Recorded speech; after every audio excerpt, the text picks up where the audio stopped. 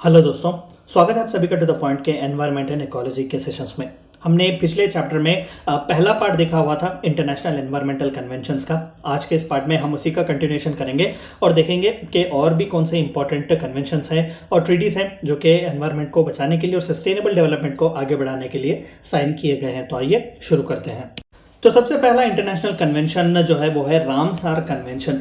It is called as convention on wetlands. देखिए, wetlands जो होते हैं it is a distinct ecosystem that is flooded by water either permanently और seasonally. हम या तो टेरेस्ट्रियल इकोसिस्टम कहते हैं या फिर एक्वेटिक इकोसिस्टम। टेरेस्ट्रियल यानी कि लैंड मास और एक्वेटिक यानी कि वाटर। लेकिन वेटलैंड्स एक ऐसी जगह होती है जहां पर फ्लड्स की वजह से या फिर किसी भी सीजनल चेंज की वजह से वहां पर बोथ टेरेस्ट्रियल और एक्वेटिक दोनों देखने को मिलेगा। यानी कि एक बड़ा सा लैंड होता है, वहां पर छोटे छोटे से वाटर के पैचेस हमें देखने को मिलते हैं। तो यहाँ पर ना ही वो पूरी तरीके से लेक या फिर रिवर है और ना ही पूरी तरीके से ह्यूमन हैबिटेबल लैंड वहां पर होता है। लेकिन इसकी खासियत सबसे बड़ी ये होती है कि बहुत ही एक्सोटिक और यूनिक स्पीशीज वहां पर हमें देखने को मिलती हैं। खासकर माइग्रेटरी स्पीशीज यानी कि एक कॉन्टिनेंट से दूसरे कॉन्टिनेंट या फिर पूरी दुनिया भर भी ये माइग्रेट करते रहते हैं। तो इस जैसे माइग्रेटरी स्पीशीज के लिए ये वेटलैंड्स जो है वो ब्रीडिंग ग्राउंड्स की तरह एक्ट करते हैं। तो वेटलैंड्स जो है वो बहुत ही क्रूशियल होते हैं एनवायरनमेंट की सस्टेनेबिलिटी के लिए। तो इसीलिए इन वेटलैंड्स को बचाना बहुत ही जरूरी है। It was adopted in the city of Iran Ramsar in 1971। Ramsar दरअसल ईरान का एक सिटी है और ये 1971 में इसे अडॉप्ट किया गया था and it came into force in 1975। Stockholm convention on persistent organic pollutants. Persistent organic pollutants क्या होते हैं? देखिए, they are known as forever chemicals. That is, they are organic compounds that are resistant to environmental degradation to chemical, biological and photolytic processes. यानी कि चंद ऐसे organic compounds होते हैं, चंद ऐसे organic pollutants होते हैं जो non biodegradable है, यानी कि easily environment में वो degrade नहीं होते। ये chemical compounds कुछ ऐसे होते हैं कि longer period तक environment में होते हैं और adversely environment को affect करते हैं।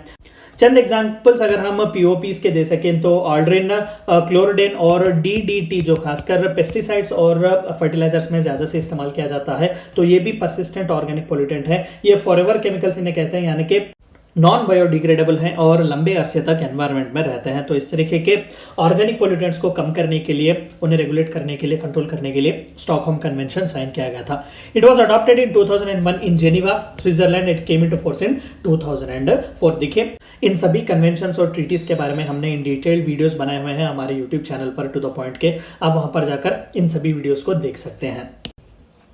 अगला जो इंपॉर्टेंट कन्वेंशन है वो है convention on international trade in endangered species of wild fauna and flora. आपने कई बार सुना होगा कि एंडेंजर्ड स्पीशीज होते हैं साइट्स के, दरअसल अपेंडिक्स होते हैं, अपेंडिक्स 1 एंड 2 अलग अलग लिस्ट होते हैं जिसमें वल्नरेबल, एंडेंजर्ड या फिर एक्सटिंक्ट स्पीशीज इस तरीके के कैटेगरीज रखते हैं। तो इन सभी वल्नरेबल और एंडेंजर्ड स्पीशीज में खासकर international trade in exotic species में बंद किया जाए, उन्हें रेगुलेट किया जाए ताकि उन्हें अब्यूज ना किया जाए। बेस्ट एग्जांपल पंगोलिन, एक एनिमल जिसके बारे में हमने ऑलरेडी कई बार पढ़ा हुआ है। चाइना में बहुत बुरी तरीके से ये अब्यूज किया जाता है। हाल ही में कोविड के आउटब्रेक के बाद पंगोलिन को इस्तेमाल करना या फिर उसे उसका कंज्यूम करना जो है चाइना में इसे इलीगल करार दिया गया है। तो इस तरीके से ऐसे कई वाइल्ड लाइफ एक्सोटिक स्पीशीज हैं, प्लांट्स और एनिमल्स के, जिन्हें पोच किया जाता है, इलीगली ट्रेड किया जाता है। तो उस ट्रेड को रोकने के लिए साइट्स कन्वेंशन जो था वो साइन किया गया था। It was adopted in 1963 and it came into force in 1975। India, देखिए, इन सभी इंपॉर्टेंट ट्रीटीज का इंडिया हिस्सा है।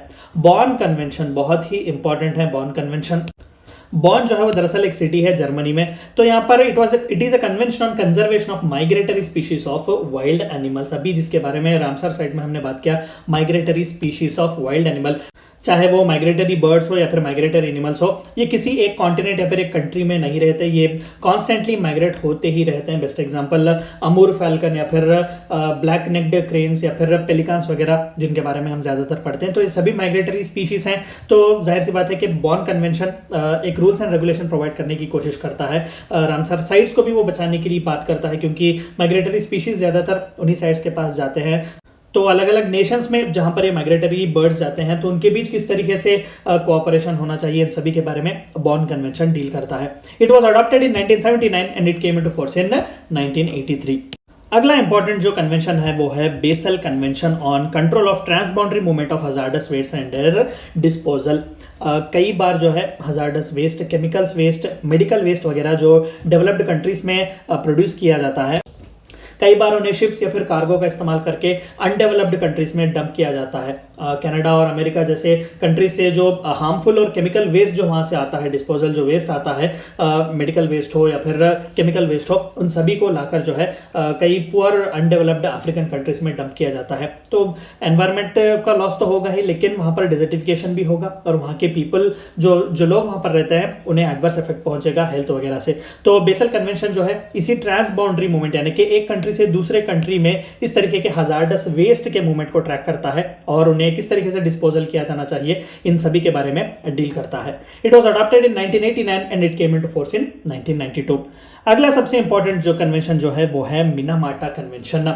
हमने ऑलरेडी देखा कि किस तरीके से मर्क्यूरी के साथ डायरेक्टली कन्फ्लुएंस में आने से या फिर इंटरेक्ट करने से ये डिसीज आती है। हम आगे के चैप्टर्स में मिनामाटा डिसीज के बारे में भी बात करेंगे जब हम health issues, environmental issues and health diseases के वगैरह के बारे में बात करेंगे। तो Minamata convention is an international environmental treaty intended to protect health and environment from the adverse effect of mercury. बहुत ही एक डेडली डिसीज मिनामाटा डिसीज जिसे हम कहते हैं वो आती है मर्क्यूरी की वजह से। हम इसके बारे में आगे के चैप्टर्स में पढ़ेंगे। It was adopted in 2013 and it came into force in 2017।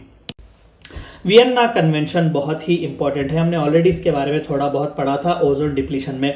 तो वियन्ना convention for the protection of ozone layer was adopted in 1985 and it came into force इन 1989। वियन्ना जो था वो ऑस्ट्रिया का कैपिटल है।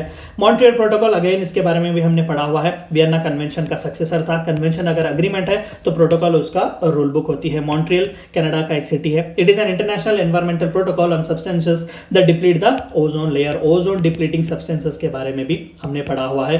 तो मॉन्ट्रियल प्रोटोकॉल उसी ओजोन डिप्लीटिंग सब्सटेंसेस को control करने के बारे में बात करता है। It was adopted in 1987 and it came into force in 1989। The next most important protocol is Kyoto protocol. दरअसल ये United nation framework convention on climate change से जो है जुड़ा हुआ है। It is an international protocol to reduce green house gas emission. It was adopted in 1997 and came into force in 2005। हमने mitigation strategies में कार्बन टैक्स के बारे में, कार्बन क्रेडिट्स के बारे में, कार्बन मार्केट्स के बारे में बात किया हुआ था। Everything they are related with Kyoto protocol. इसी प्रोटोकॉल में बात किया गया था कि किस तरीके से ग्लोबल ग्रीन हाउस गैसेस के एमिशंस को कंट्रोल किया जाएगा, उसके बारे में मिटिगेशन स्ट्रेटजीज वगैरह भी हमें दिए गए थे। किगाली अग्रीमेंट या फिर किगाली अरेंजमेंट भी से कहते हैं। It is an amendment to Montreal protocol. It was adopted in 2016 and came into force in 2019। Kigali दरअसल रवांडा नाम का एक कंट्री है अफ्रीका में, उसका कैपिटल है। तो वहां पर हाइड्रोफ्लोरोकार्बन्स को जो है ऐड किया हुआ था as a ozone depleting substance. Of course हमने HFCs के बारे में ऑलरेडी पढ़ा हुआ है कि ग्रीन हाउस गैस है, लेकिन HFCs जो है वो ओजोन डिप्लीटिंग सब्सटेंसेस भी है, बहुत ही हार्मफुल वो होते हैं। तो इसे लिस्ट में ऐड किया गया था किगाली एग्रीमेंट में। तो ये भी एक लीगली बॉन्डिंग डॉक्यूमेंट है। इंडिया इसका भी एक सिग्नेटरी है। Last one is Rotterdam convention. Rotterdam दरअसल सिटी है नेदरलैंड का।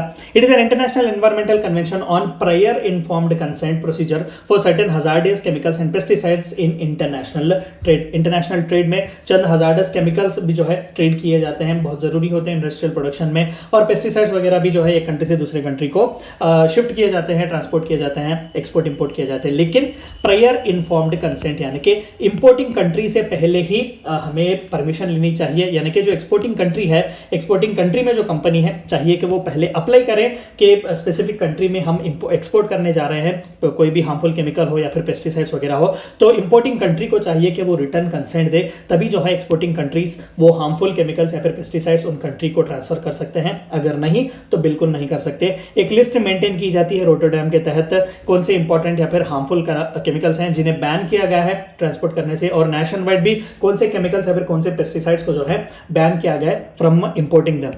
तो इन सभी के बारे में रोटरडैम कन्वेंशन डील करता है। It was adopted in 1998 and it came into force in 2004। मैं आपसे अगेन कहूंगा कि हमारे YouTube channel to the point के YouTube चैनल में आपको इन सभी के बारे में, इन इंटरनेशनल कन्वेंशंस और ट्रीटीज के बारे में इन डिटेल हमने वहां पर डिस्कशन रखे हुए हैं। आपको सभी वीडियो वहां पर अपलोड मिलेंगे, तो मैं आपसे रिकमेंड करूंगा कि आप जाकर वो सभी वीडियोस देख लें। ये थी चंद बातें आपको जाननी थी इंटरनेशनल एनवायरमेंटल कन्वेंशंस के बारे में। Thank you for watching my video.